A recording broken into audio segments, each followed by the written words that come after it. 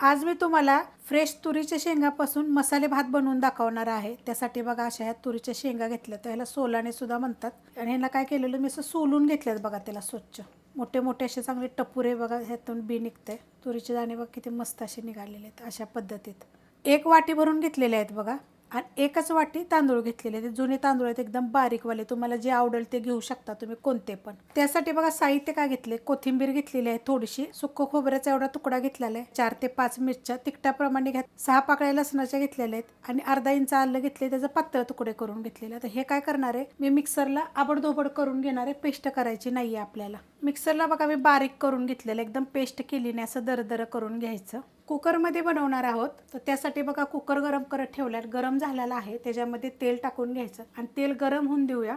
छोटा 1 चमचा टाकायची मोहरी, छोटा 1 चमचा टाकायचं जिरं, त्यात टाकायचं 1 तेजपत्ता बघा त्याचे 2 तुकडे करून घेतलेला आहे, 2 साध्या विलायची, 1 मसाला विलायची, 1 स्टार फूल, छोटा दालचिनीचा तुकडा, आणि 6 मिरी आणि 4 लवंगा टाकलेल्या आहेत। त्यात टाकणार आहे 1 कांदा मिडियम आकाराचा, आणि कांदा चांगला भाजून घेऊया। त्याच्यामध्ये हे जे आपण वाटण करून घेतलं ना, हे टाकून घेऊया सगळं।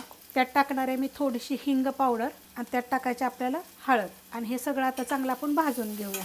मस्त असं बघा परतून घेतलेलं आहे अशा पद्धतीत। ह्यात टाकणार आहे आता 1 टोमॅटो, आणि हे पण आपण काय करणार आहे मिडियम गॅसवर 1 मिनिटभर परतून घेणार आहे। आता ह्याच्यात टाकणार हे तुरीचे दाणे, आणि ह्याला काय करणार आहे 2 मिनटं मिडियम गॅसवर परतून घेणार आहे। त्यात टाकायचे जिरे धने पावडर 1 चमचा छोट्या आकाराचा आहे, त्याच चमच्याच्या मापाने 1 चमचा गरम मसाला पावडर, त्यात टाकायचे आपल्याला चवीप्रमाणे मीठ, आणि हे सगळं आता आपण मिक्स करून घेऊया। आता ह्याच्यामध्ये आपल्याला टाकायचे हे तांदूळ बघा मी स्वच्छ धुवून घेतलेले टाकून घेते। आता ह्याला काय करणार आहे मिडियम करणार आहे, आणि 2 मिनटं हे मसाल्यामध्ये परतून घेणार आहे।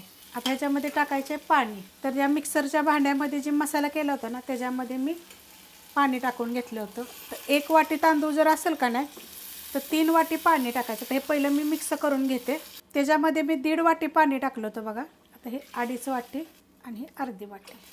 तांदळावर असतं कमी जास्त होऊ शकतं पाणी, कारण की 1 वाटीच बरोबर तांदूळ होते, 1 वाटीच आपले सोलाने पण होते, तर त्याप्रमाणे मी त्याच्यामध्ये 3 वाटी बरोबर पाणी टाकलेलं आहे। आता ह्याला एकदा उकळून देते, आणि नंतर आपण झाकण लावूया।